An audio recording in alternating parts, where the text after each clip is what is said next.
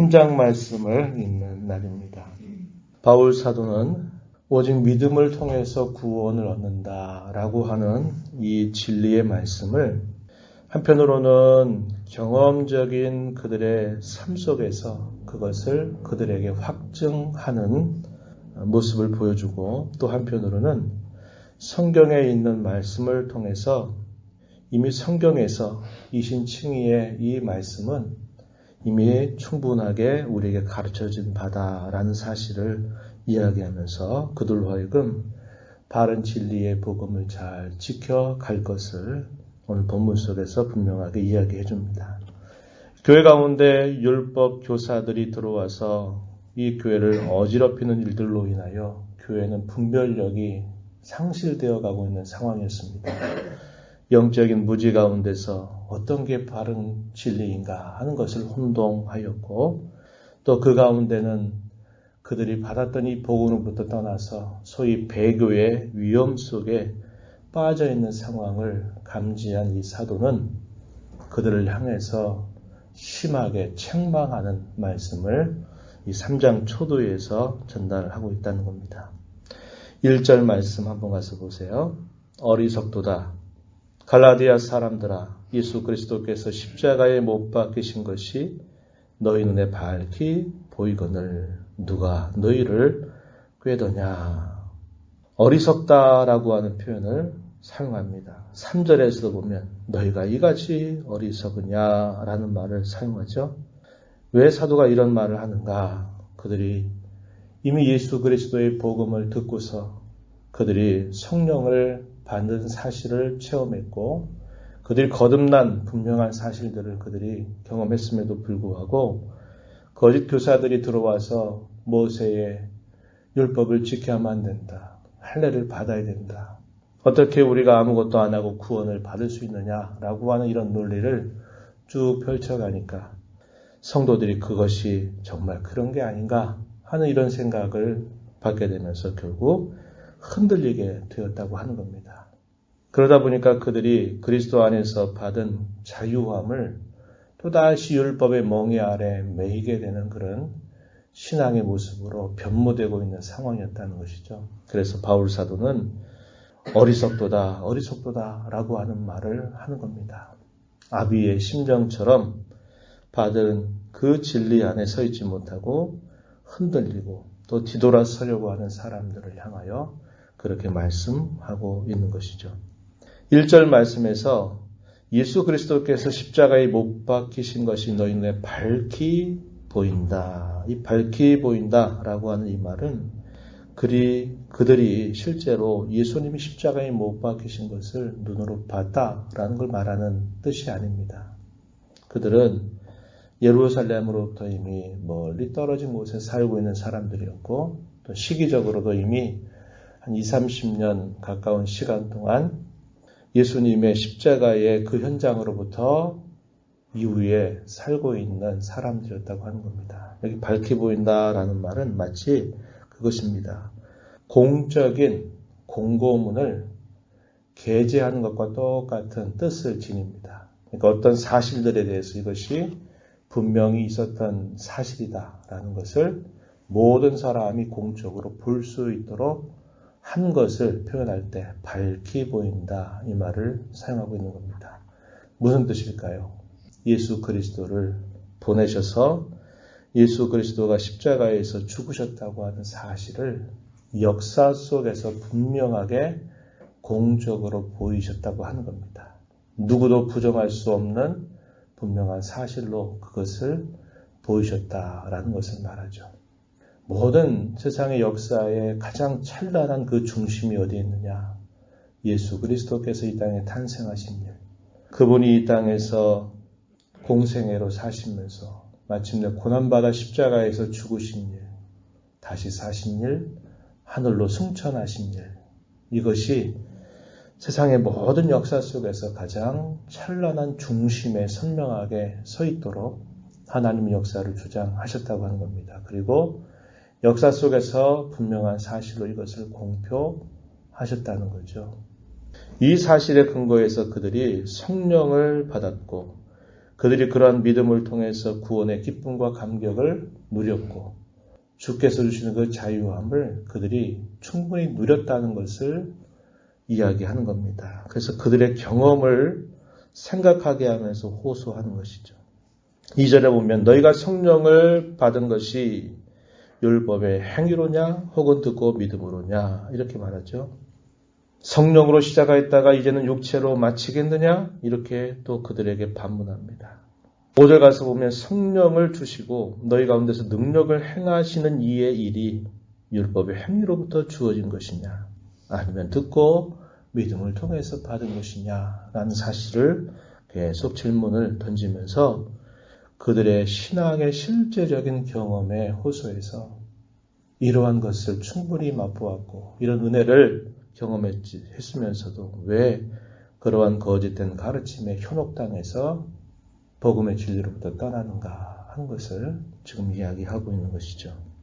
이하에 주어지는 쭉 계속되는 말씀은 아브라함에게서부터 이 율법의 행위가 결코 계시된 바가 없다.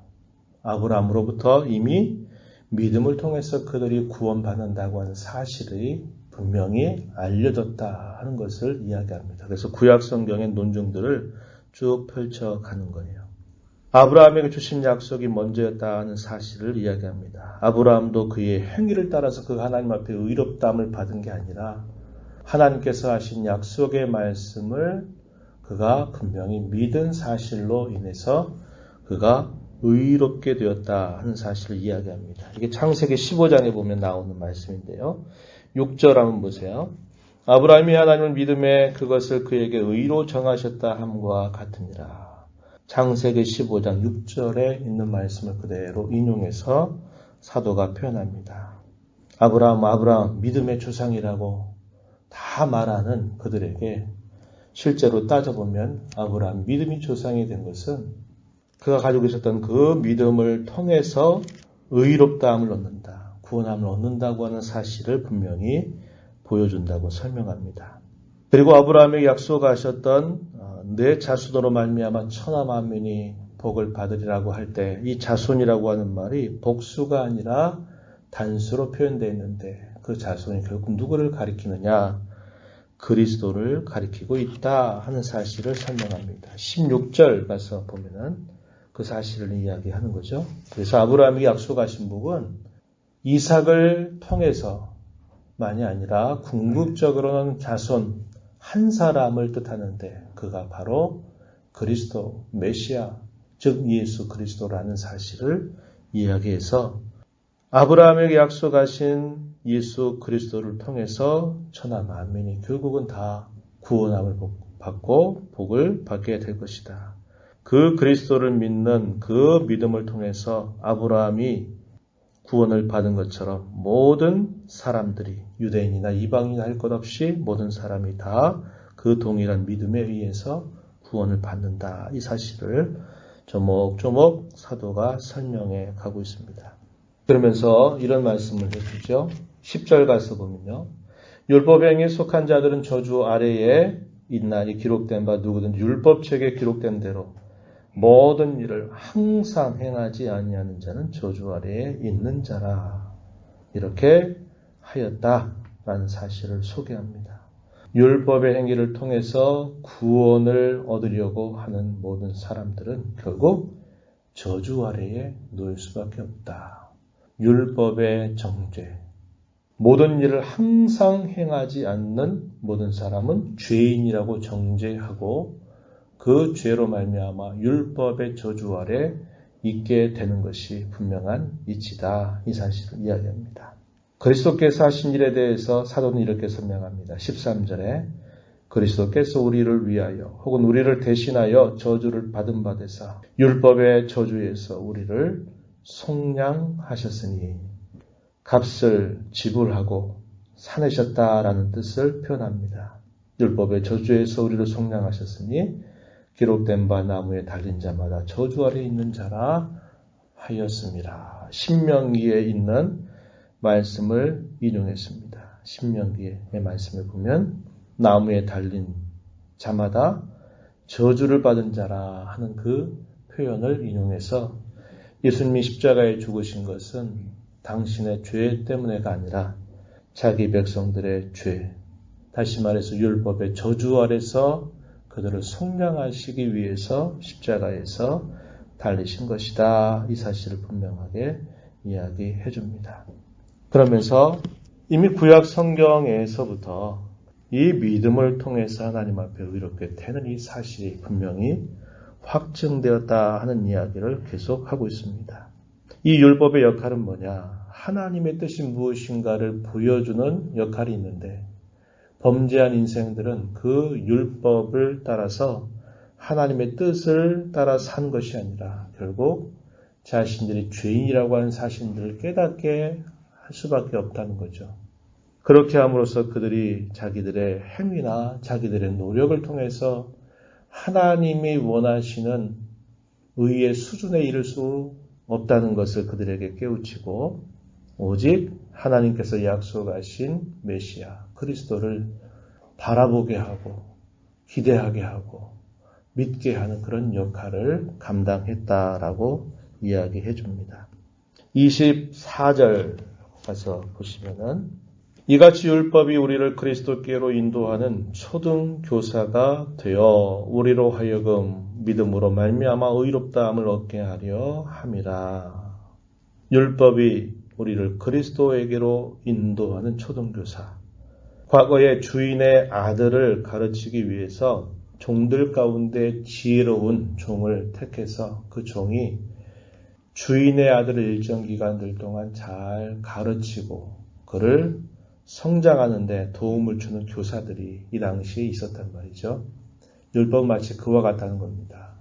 그리스도께서 오시기 전에 구약의 백성들로 하여금 마치 초등교사의 역할을 해서 그들로 하여금 율법을 지켜 사는 것이 그들에게 구원을 주는 것이 아니라 오직 그 율법을 온전히 완성하실 그리스도를 통해서만 그들이 구원을 받을 수 있다는 사실들을 보여주었다고 이야기하는 것입니다.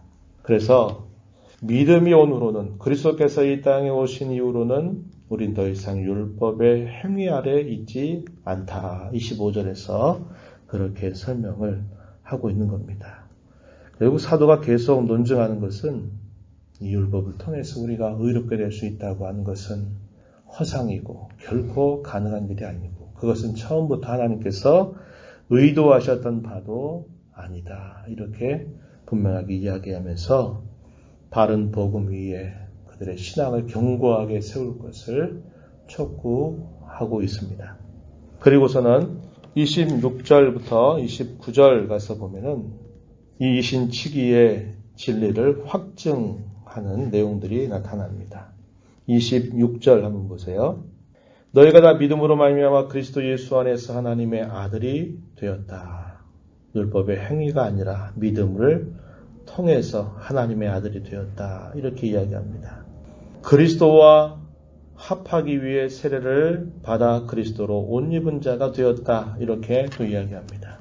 그리스도 안에 있는 자는 신분이나 또 자신들의 지위를 막론하고 다 그리스도 예수 안에서 하나가 되었다고 이야기해 줍니다.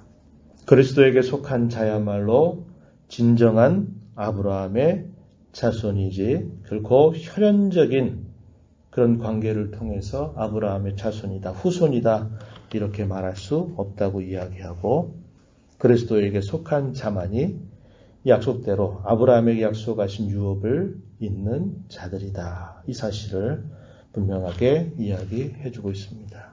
내용이 좀 복잡하지만 이것이 결국 우리에게 가르치는 내용은 오직 우리가 하나님께서 약속하신 구원을 받는 길은 우리에게 보내주신 예수 그리스도를 온전히 믿고 의지하는 그 길에 구원이 있을 뿐이다 라는 사실을 다시 확증하고 있다고 하는 겁니다. 우리는 이 말씀을 보면서 우리의 율법의 모든 요구들 그리고 그 율법의 모든 저주를 우리를 대신하여 담당해 주신 예수 그리스도 그분을 믿게 하신 하나님의 은혜에 우리는 감사와 영광을 돌려야 함을 배웁니다. 신앙생활을 해가면서 또 우리가 믿음으로 시작했다가 결국 육체로 마치는 그런 신앙의 걸음이 되지 않도록 우리가 이 땅에 살아가는 동안 우리의 믿음을 끊임없이 잘 지켜나가고 세워나가는 그 신앙의 걸음에 힘을 기울여야 됨을 우리는 배우게 됩니다. 많은 사람들이 믿음으로 시작한 듯 하다가 결국 자기 육체로 마치게 되는 일들이 있을 수 있다는 것을 우리에게 경고하고 있는 것이죠. 그래서 우리는 우리의 믿음을 끊임없이 되돌아보고 내가 바른 믿음 가운데 서 있는가를 또 점검하는 자세를 갖지 않으면 안 됨을 배우게 됩니다. 우리는 예수 그리스도로 말미암아 우리의 신분이 변화된 자임을 다시 한번 깨닫습니다. 오늘 본문의 말씀에 보니까 우리의 변화된 신분에서는 뭐라고 말하느냐? 우리를 하나님의 아들이라고 말합니다. 우리를 그리스도와 합한 자라고 말합니다. 또 우리를 그리스도로 옷 입은 자라고 말합니다. 그리스도께 속한 자라고 말합니다. 아브라함의 진정한 자손이라고 말합니다. 약속대로 유업을 이을 자다라고 말해줍니다. 이것이 다 예수 그리스도를 통해서 그분을 믿는 믿음 안에서 우리에게 주어진 새로운 신분이요 변화된 신분임을 우리에게 말씀하고 있는데 저와 여러분이 이런 변화된 신분을 얻게 된 자라는 것을 기억하면서 그 신분에 걸맞는 자로 또 이 한 주간 우리의 생활 속에 힘써 살아가는 모두가 되어야 할 것입니다. 이런 주님의 은혜가 우리 모두에게 함께하기를 축복합니다. 하나님 아버지 감사합니다. 이 새벽 시간에도 저희들을 불러주셔서 오늘도 말씀하시는 하나님 앞에 또 말씀을 읽어가며 저희들에게 베풀어 주신 바른 복음이 무엇이고 그 복음을 통해서 우리에게 새롭게 변화된 놀라운 신분이 무엇인가를 오늘도 살피게 하심을 감사드립니다. 율법의 저주 아래서 아무런 소망 없이 살았던 저희들, 영원한 형벌을 받을 수밖에 없었던 저희들에게 예수 그리스도를 보내주셔서 저희들의 모든 죄와 형벌을 담당하게 하시고 우리에게 구원을 베풀어 주신 하나님의 은혜, 저희들을 하나님의 자녀로 그리스도로 옷 입는 자가 되게 하시고 하늘의 유업을 이을 자가 되게 하시고 그리스도와 합한 자가 되게 하신 이 은혜를 늘 감사하면서 우리의 모든 것이 되신 예수 그리스도를 존귀하게 하고 그리스도를 높이며 찬양하는 저희들의 삶이 되도록 늘 인도하여 주옵소서. 은혜의 보호자 앞에 나와서 아버지의 은혜를 간절하게 구하며 이 한 주간을 또 살아가는 모든 심령들을 용납하시고 크신 은혜와 복을 내려 주시옵소서. 예수님 이름으로 간절히 기도하옵나이다. 아멘.